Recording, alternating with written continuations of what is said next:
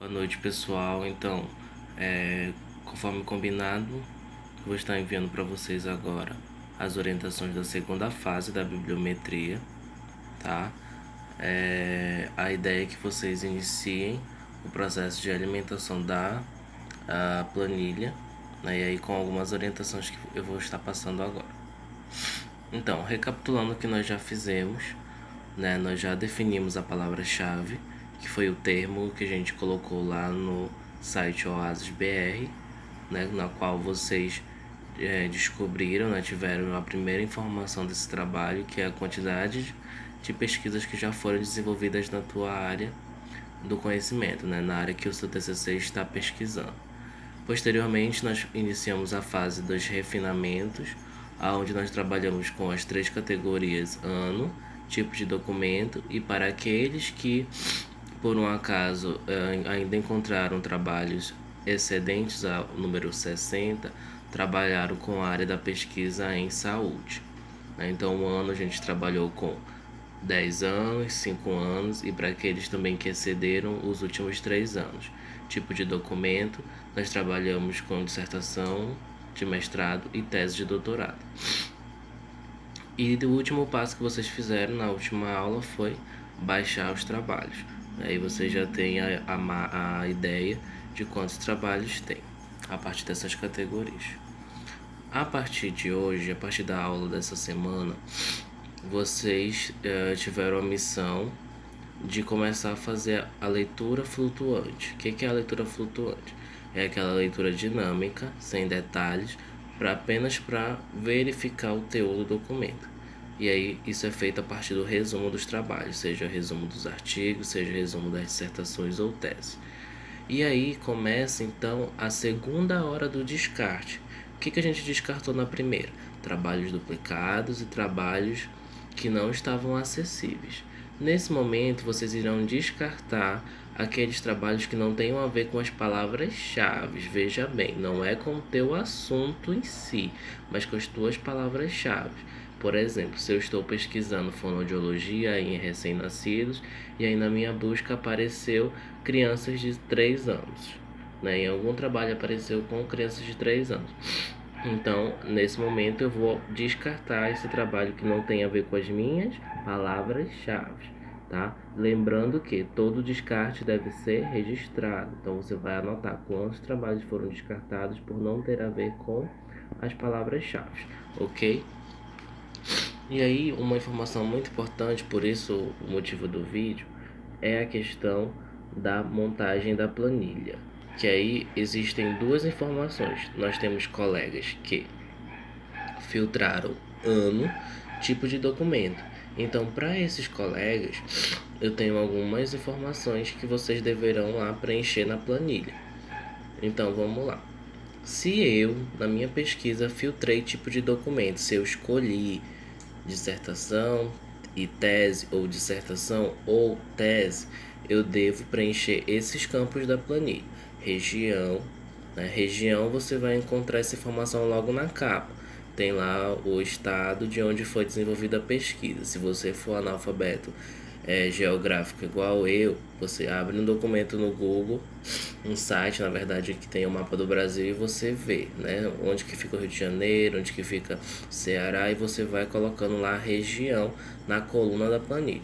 O ano da pesquisa também tem na capa do trabalho. ênfase da pesquisa. Onde que eu encontro isso, professor? A ênfase da pesquisa você vai encontrar lendo o resumo do trabalho. A ênfase é o objetivo da pesquisa, o que aqueles autores queriam. E aí você vai elaborando termos, palavras-chave também para isso, porque você não vai colocar uma ênfase da pesquisa para cada pesquisa, você vai agrupar. Exemplo, se eu estou trabalhando dislexia e fonoaudiologia, eu peguei um trabalho que a ênfase da atuação fonoaudiológica é na escola, então eu vou colocar o que? Dislexia na escola. Se eu pego mais para frente um trabalho que também é na escola, eu já tenho 2 trabalhos nessa mesma categoria, com esse mesmo termo, entenderam? Nesse momento da ênfase da pesquisa, vocês vão organizar em categorias. Então, existe aí um trabalho a mais, porque você vai interpretar, né, qual a ênfase que foi dada naquele estudo e você vai criar uma categoria. Outro caso, ainda dislexia, mas dessa vez diretamente com a parceria de outros profissionais. Então, poderia ser atuação interdisciplinar com dislexia, ou então atuação interdisciplinar, né? Se na pesquisa mesmo tivesse fazendo uma abordagem com o fono e com outros pesquisadores, e por aí vai. Os sujeitos da pesquisa vocês também ou encontram no resumo ou encontram no capítulo de metodologia da dissertação em tese ou na metodologia do artigo, que são aqueles que participaram da pesquisa. Um recado: existem pesquisas que são bibliográficas, então, se por um acaso elas são bibliográficas, independente do tipo de documento, você vai colocar que os sujeitos da pesquisa são documentos, que aí a gente já vai entender que são legislação, são livros, etc, tá bom?